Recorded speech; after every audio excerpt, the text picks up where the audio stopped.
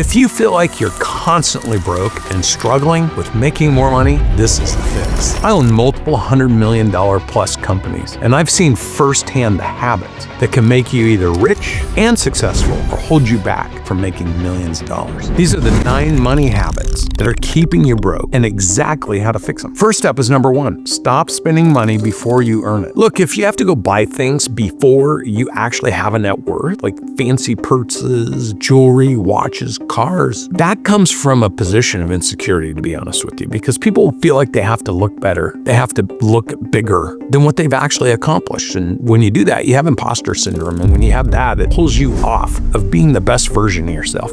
Be honest with yourself and spend relative to what you earn, and have things that represent the levels of success you've been able to create in your life already, and have the discipline to invest the difference. Owing money to the bank or your friends or family or other people is the fastest way to stay stuck and broke. You can't build enthusiasm about life and what you have or haven't been able to accomplish when you're getting this life sucked out of you, drained out of you by your debts. Get your money working for you. And this takes time, but this is how you set yourself up for long-term financial success. Habit number 2 is to stop ignoring your numbers. Most people live day by day. People that are broke, they scrounge up for money, they go spend it, and they're right back to needing money. If you're gonna live day to day, you're never gonna get ahead. You have to learn your numbers. What's your inputs, what's your outputs, how much are you spending, how much are you saving, where are you putting your money? And this is something most people aren't taught. So if you're struggling with money, it's not something that people are teaching, but it is something, I promise you, that you can learn.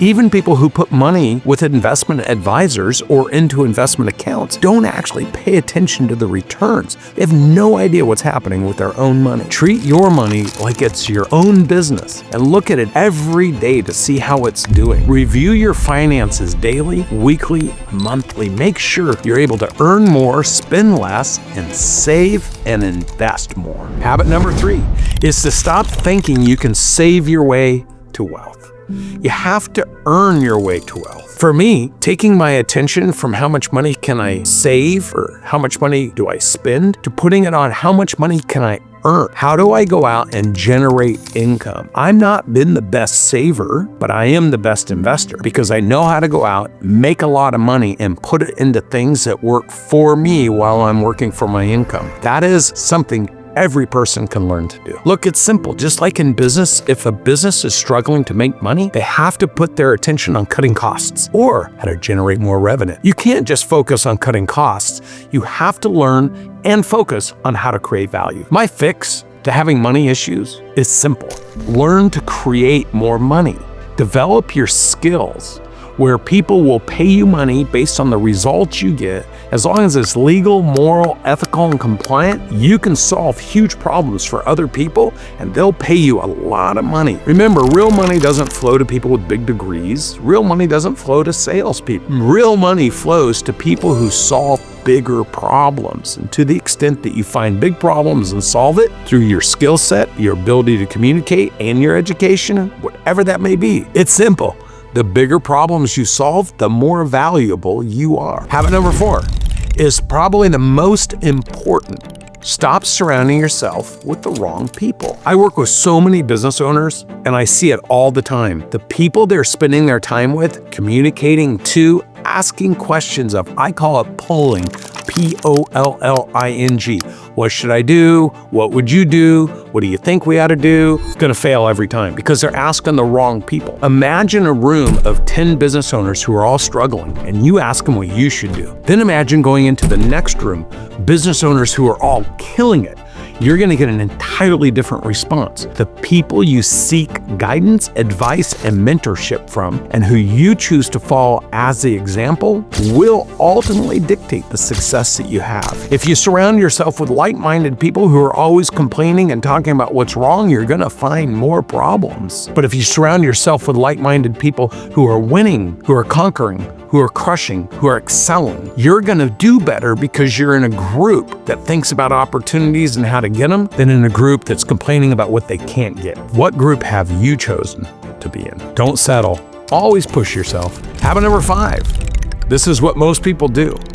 You have to stop emotion-driven buying. Look, I've watched so many young entrepreneurs start making a little bit of money and they go rent the Lamborghini or lease the Porsche or borrow the Ferrari or go buy a new Range Rover. Those things are cool, but here's the thing. They're not cool if you're broke. And they send the wrong message too early. A business owner who knows how to have discipline and accountability and responsibility actually sends the message that they're focused on the right things at the right time. But those that don't, well, they simply keep themselves broke by trying to appear as the opposite of reality. This is imposter syndrome, and it will always keep dragging you backwards and holding you down. Here's my recommendation. Pause 24 hours before you make any emotional purchase and make sure that it aligns with your future, who you want to become, not who you are today. Look, for me, this is what I do. When I was younger and I started making money, I would pause for 24 hours before making any big emotional purchasing decision. And I'd ask myself this question, does this actually fit with where I'm at in life, or does it make me look like I'm more successful than I am? Don't rationalize your spending by calling it investments. Investments actually make a return over time. So if you're spending to look better, that's not giving you a return. And the old adage of fake it before you make it, that's not a return either. If it won't make you money and you really don't have the money to spend on something, don't do it. I'll give you an example. For me, when I made my first $100,000, I had no debt, and the one thing I wanted to buy myself was a gold presidential Rolex. And I did. Now, looking back on it, it was a stupid investment. I had no business walking around with a diamond face, all gold presidential Rolex at 24, 25 years old. It sent the wrong message. I eventually figured that out. But here's the cool thing. I took that Rolex off, and I didn't wear it for years because I hadn't yet deserved it. And I put it in my safe. Fast forward 30 years later, I get to give that to my daughter, who's now 32 years old, as something that I get to pass on to her as a monumental moment for me. So the investment at the time made no sense, but today, to be honest with you, I'm glad I did it. And here's another thing. That watch is worth 3 times more money today than what I paid for it. Next is number 6, which is to invest in yourself. When people claim they don't want to spend money on mentorship or learning or skill development, those are people that are going to stay broke. Because here's the reality. For someone to grow and scale in their ability to earn more money and make more money, they're going to have to grow and scale their ability, their acumen, their learning, their development. And if they're unwilling to invest in that, they won't invest in anything else. Look at simple math. People who are unwilling to spend on learning and mentorship and skill development, but will go out and buy a new Mustang or a new car or a watch or some luxury item, well, they're always going to stay broke. The idea that you can get more by never investing in yourself is crazy. The only way to succeed and get more is to invest in you so you can learn to do things you don't know how to do today, which allows you to earn more so you can eventually get more. Look, my first car was a 1968 Ford Ranchero. What was cool about it though is it had a Mustang 289 engine in it. And you know what my dream car at the time was? A Mustang with a 289 engine. So I had the engine, but I couldn't afford the car. Today, I have multiple Rolls Royces. If you don't learn to start and build your way into success, then you'll end up with the Mustang, but not the Rolls Royce. Look, I get it.